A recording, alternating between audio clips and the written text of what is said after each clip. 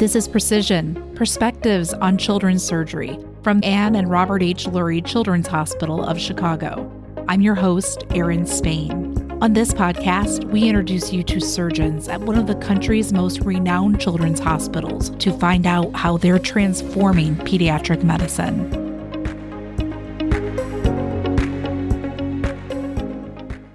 The use of robotic technology in pediatric head and neck surgery is still in its infancy, but Dr. Douglas Johnston is leading progress in this field through Lurie Children's comprehensive pediatric robotic surgery program. He is one of the few pediatric head and neck surgeons in the world skilled at performing transoral robotic surgery on children. Dr. Johnston joins me today to explain the variety of head and neck pathologies where robotic technology at Lurie Children's can provide safe and effective surgical alternatives for patients. Welcome to the show, Dr. Johnston. Thank you for having me. It's a pleasure to be here.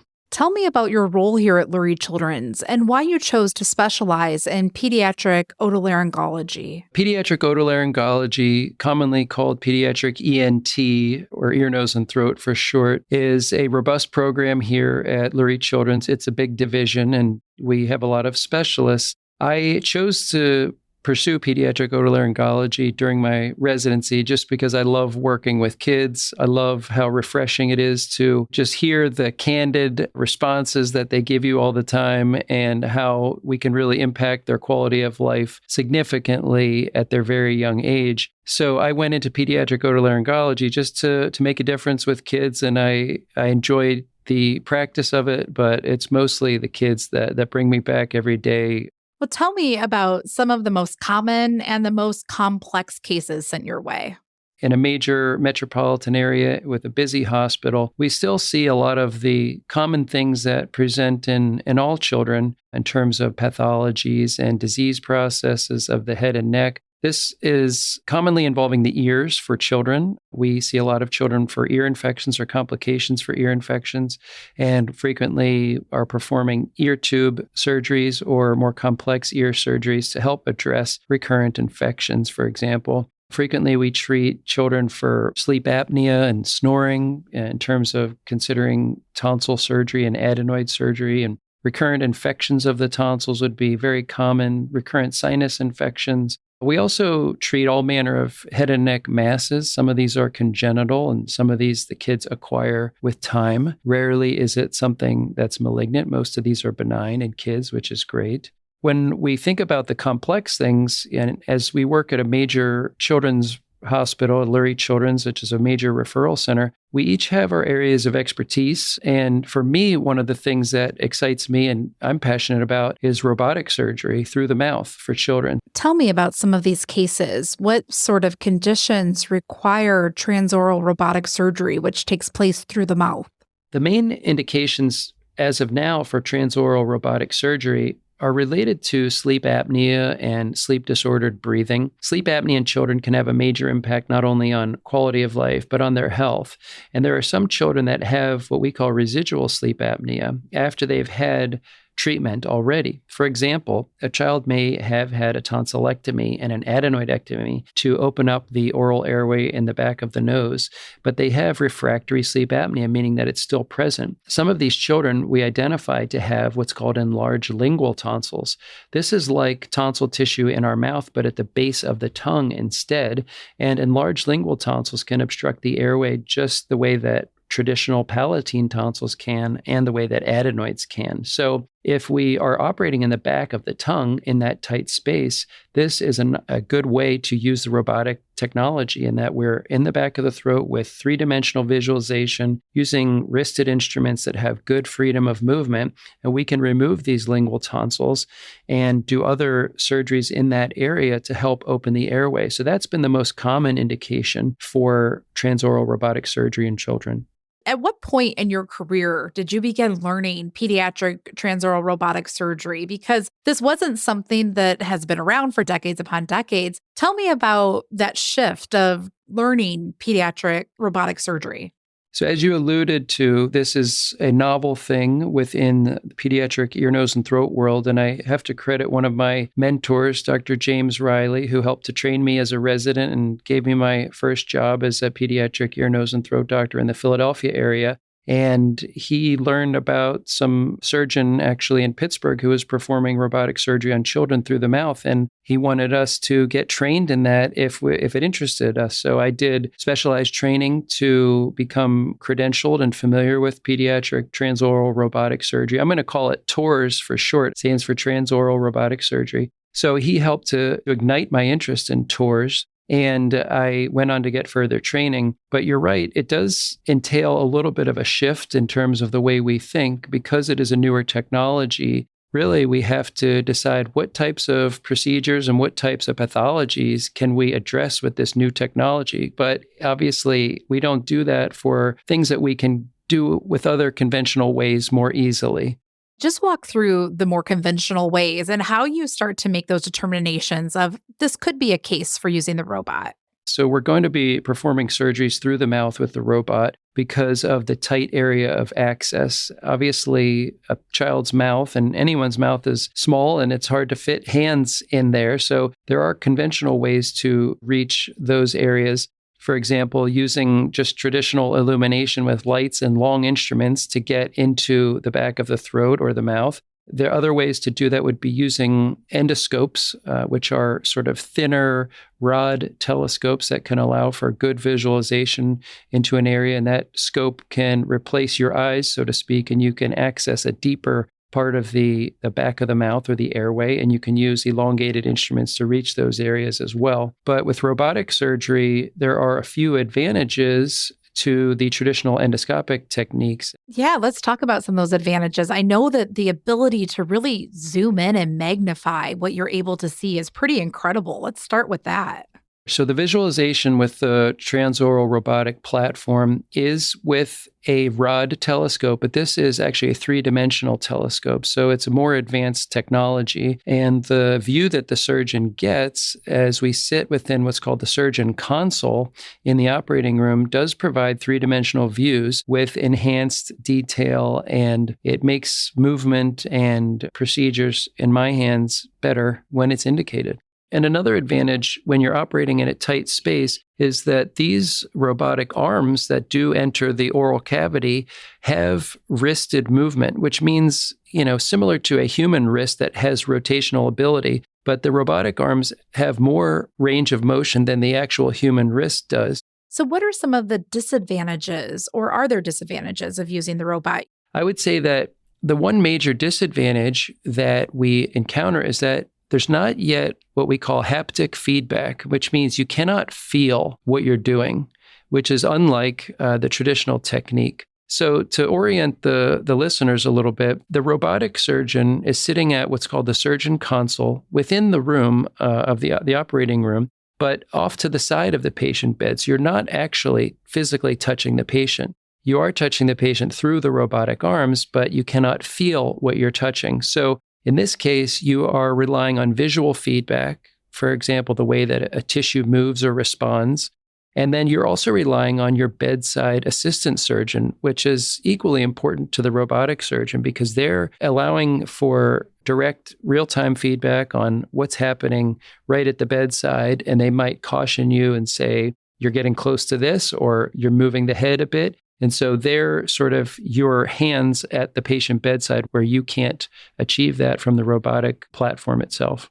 This really is a team approach, and Lurie Children's comprehensive robotic surgery program is one of the few in the country that has all of these elements in place, the technology, the people, the expertise to take on situations and cases where the robot hasn't been used before. Can you tell me a little bit about the comprehensive robotic surgery program and then the ability to really push the envelope and try new things with the platform?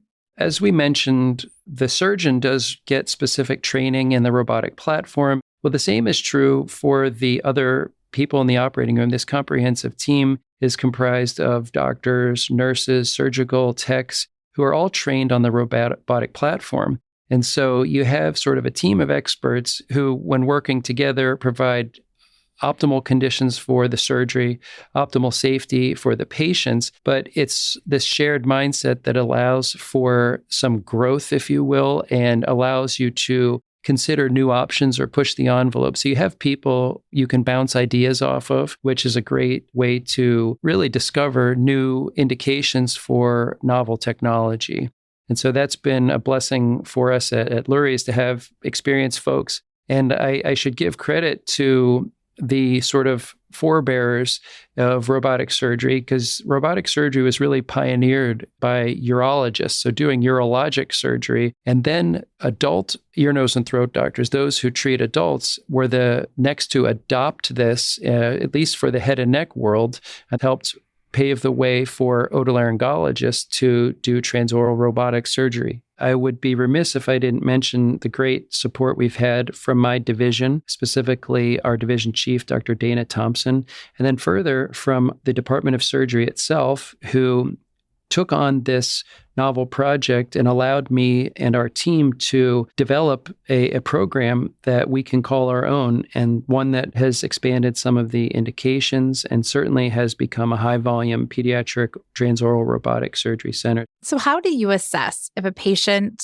is a candidate for robotic surgery? Every patient is not a candidate for robotic surgery. As much as we would like to say it sounds pretty cool to use the robot, as I mentioned before, certain indications for surgery are just more easily performed without this advanced technology. So if direct visualization with enhanced three-dimensional views is something that would enhance your surgical abilities or enhance the safety, then you can consider using robotic surgery. Further, the size of the patient, the age of the patient has been something that we always consider. Certainly, the bigger the mouth is, the easier it is to access. And there have been some cases where we have pushed the envelope, so to speak, in terms of operating on younger children. And as we gain more experience, we feel more comfortable operating in tighter positions and tighter spots, which would mean oftentimes younger children. We'll use traditional physical exam techniques to assess the size of the airway and the size of the mouth so that I know if I can fit my instrumentation.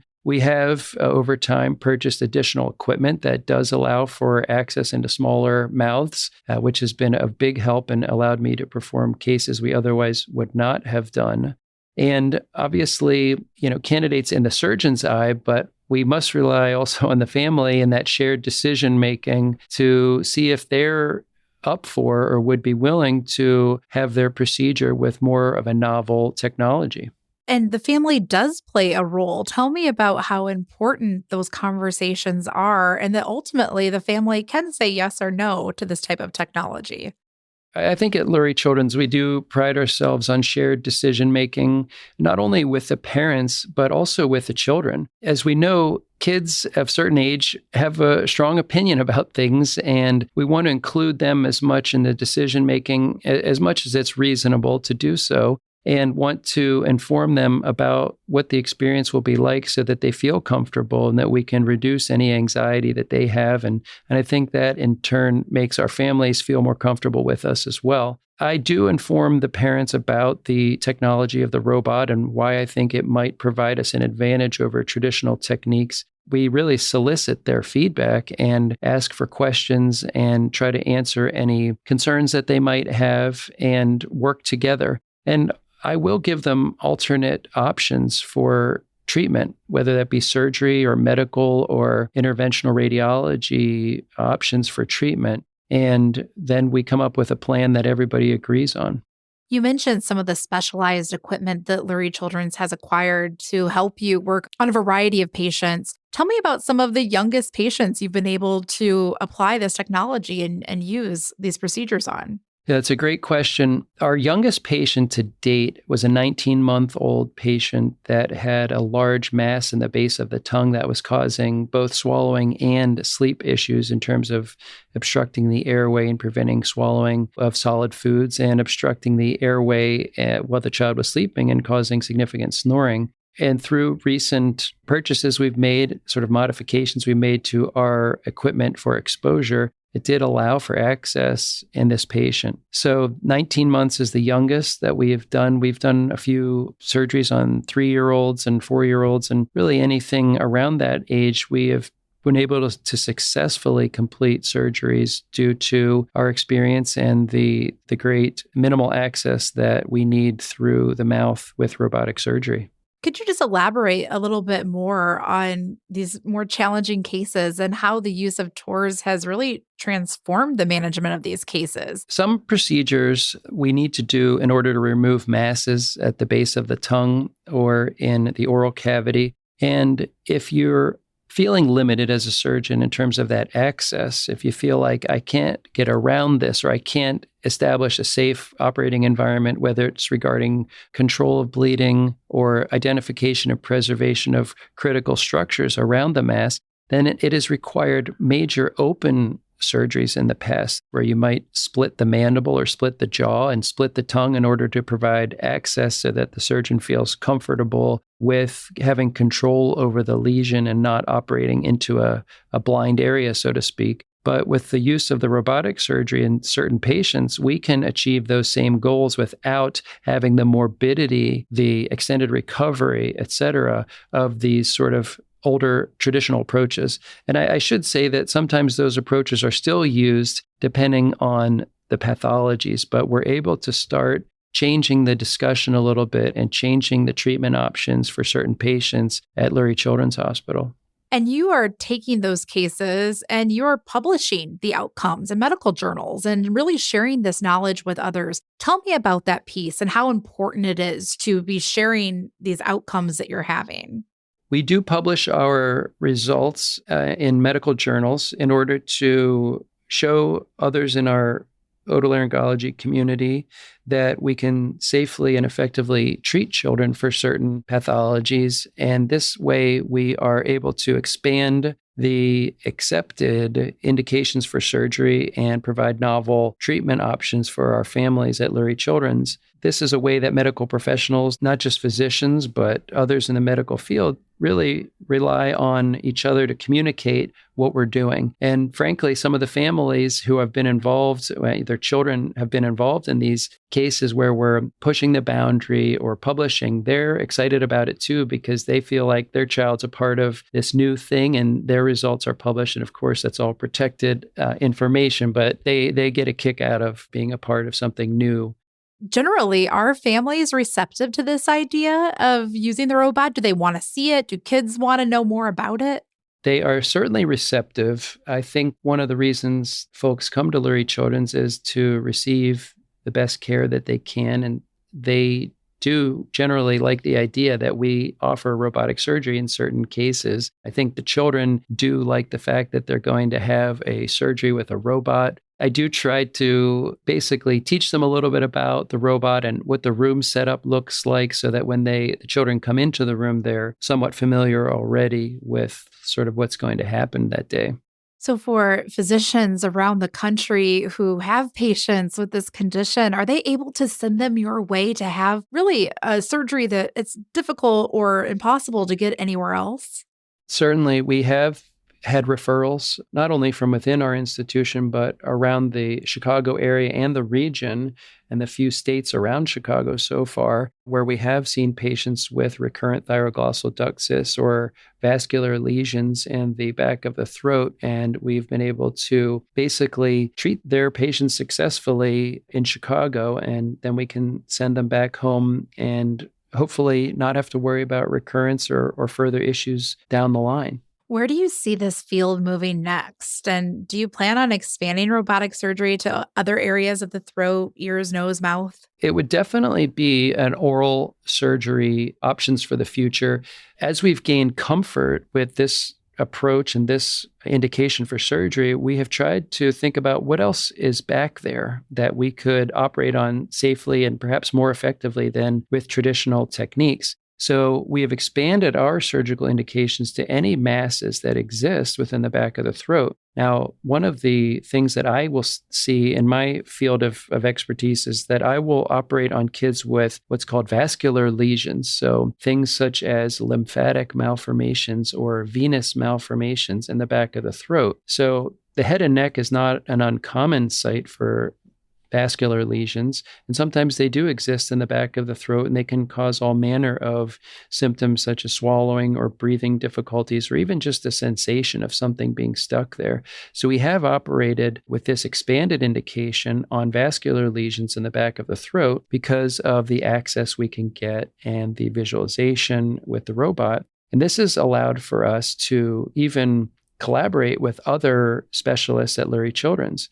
As an example, one of the things that we have done a lot of at Lurie Children's is the vascular surgeons of vascular lesions, that is, we collaborate with our interventional radiology doctors. So the interventional radiologist can inject into this abnormal collection of veins that exist within a lesion called a venous malformation, and they inject a type of glue that's safe for the body, but it really pushes out the blood and reduces blood flow into that lesion. And the glue hardens almost immediately and allows me to operate in a more bloodless field, and actually allows us to have boundaries of where this lesion ends. So that's been a fun aspect of expanding our boundaries within robotic surgery, because we can collaborate with our colleagues and utilize expertise from two separate fields. Another novel indication that we've helped pioneer at our institution was through more collaborative work. One of my mentors, Dr. John Matalozzo, is an expert in what's called thyroglossal duct cysts, congenital neck mass that usually presents in the neck. But these lesions can also present in the back of the tongue, and it's called a lingual thyroglossal duct cyst. So we have removed lingual thyroglossal duct cysts in a way that has been unique, because the traditional removal of a thyroglossal duct cyst involves the removal of the central part of this bone in our neck called the hyoid bone. And that's thought to reduce recurrence to less than 5%. So this is an accepted procedure that's done through the neck. But in the oral cavity, we have really transform this surgery in a way that we can not only take out the base of tongue cyst if it's a lingual thyroglossal duct cyst, but we also can take out the central part of that bone through the mouth. So there's no external incision in the neck. So this we've called a transoral cyst-trunk procedure, because the procedure was changed by a Dr. Cyst-Trunk years ago to include that central part of the hyoid bone. So we have published on this novel indication and novel technique. And so this has been an area of satisfaction for me and our team. And we've been able to provide children with an oral surgery and not required to go through the neck as well. Another important part of what you do is really bringing this next generation of surgeons along, and they are training on the robot right away in medical school and residency and during fellowships. Tell me about this opportunity to get this next generation of surgeons started right away on the robot, and how you think that's going to really help the field. The use of transoral robotic surgery has become more widespread in ear, nose, and throat practices across the country. So residents are getting more exposure to transoral robotic surgery in the adult population, certainly at many of the residency programs across the country.